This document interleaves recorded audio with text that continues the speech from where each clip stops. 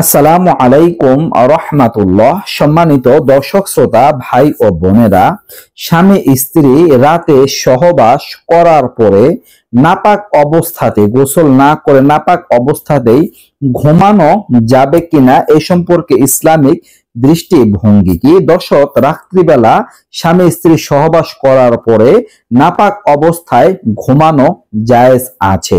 তবে এই ক্ষেত্রে যে বিষয়টা আমাদের করা উচিত, করা দরকার, সেটি হচ্ছে রাত্রিবেলা যখন সহবাস করবেন, সহবাস করার পরে বাহ্যিক যে নাপাকি আছে, লজ্জা স্থানের নাপাকি গুলো ধুয়ে ফেলবেন এবং সাথে সাথে অজু করে ঘুমাবেন। তাহলে এইটাই নাপাকি ব্যক্তির জন্য একটা পবিত্রতা, মানে জুনুবি ব্যক্তির জন্য একটা পবিত্রতা। কোনো ব্যক্তি যখন সহবাস করার পরে লজ্জা স্থান ধৌত করলো, নাপাকি পরিষ্কার করলো, এরপরে অজু করলো, ঘুমালো, তার মানে সে পবিত্র অবস্থায় ঘুমিয়ে আছে, এইটা সাব্যস্ত হবে। যখন ফজরের সময় হয়ে যাবে তখন নামাজের আগে আগে গোসল করে পাক পবিত্র হয়ে নামাজ আদায় করবেন।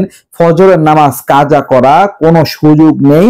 ফজরের নামাজ যদি কাজা করে বিশাল বড় অন্যায় হবে, বিশাল বড় কবিরা গুনাহ হবে। ফজরের আগে আগে পাক পবিত্র হয়ে নামাজ আদায় করতে হবে। তো রাত্রিবেলা যদি কেউ ঘুমানোর আগে আগে গোসল করে নিতে পারে তাহলে এটা আরো বেশি উত্তম, কারণ পবিত্রতা যত বেশি তাড়াতাড়ি হওয়া যায় তত আরো বেশি ভালো। তো আশা করি বুঝতে পারছেন। নিত্য নতুন আরো ভিডিও পেতে সবাই পাশে থাকবেন। এই পর্যন্তই। আসসালামু আলাইকুম ওয়া রাহমাতুল্লাহ।